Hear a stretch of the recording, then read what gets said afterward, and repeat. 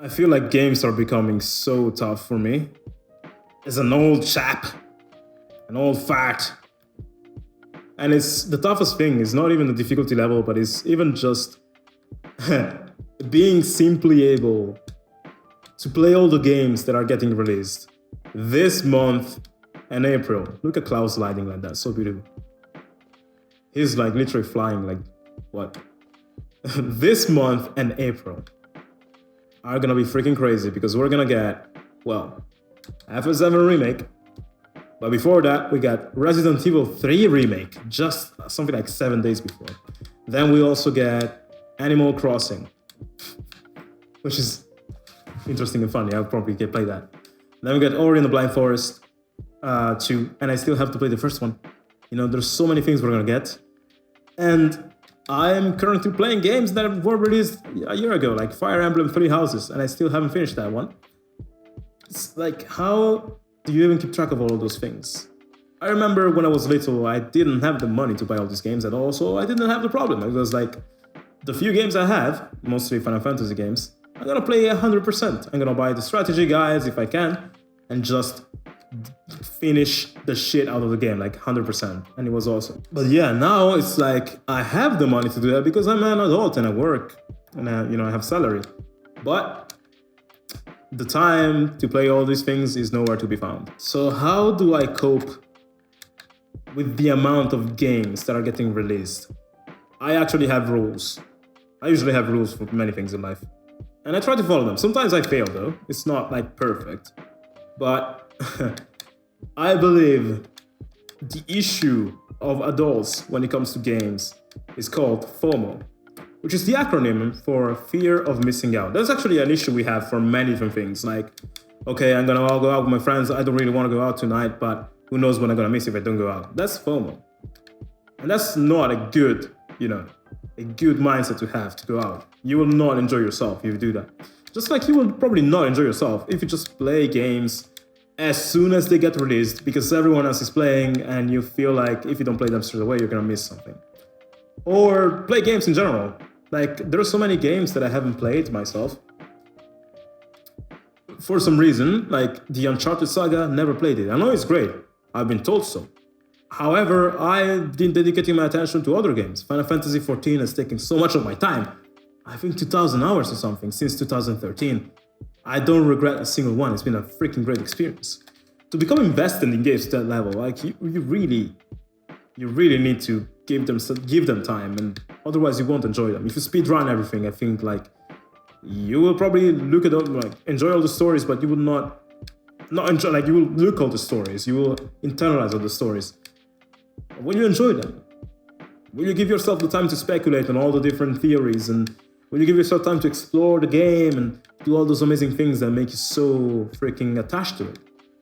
I've done that with Breath of the Wild. I spent, I think 200 hours on it, which for me is huge right now because, again, I'm an adult and I have a job.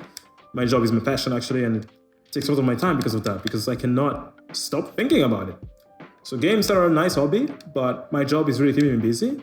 So for me, already spending 200 hours on a game is like, whoa, that's a lot. And on Zelda, I did that and I enjoyed all of those.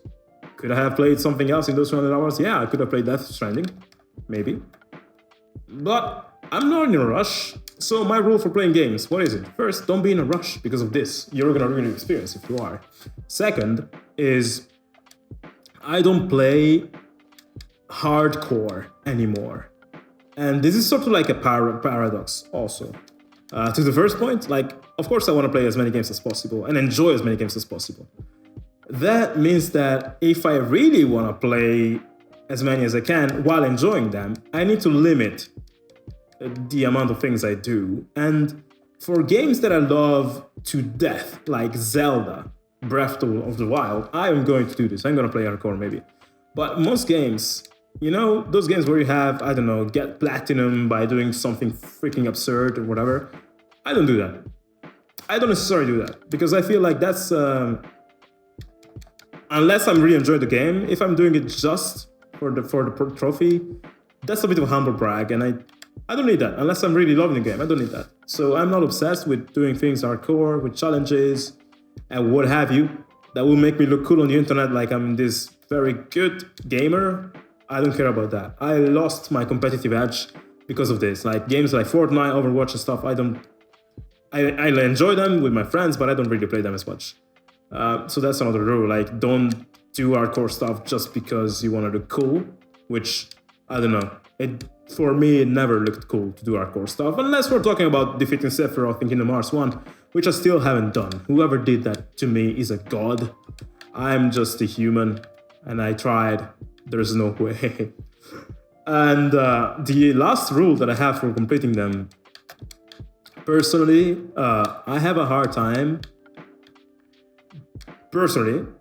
enjoying different ongoing stories at the same time. So what I do is, for games with a story, with a very intense story, I will only play one at a time.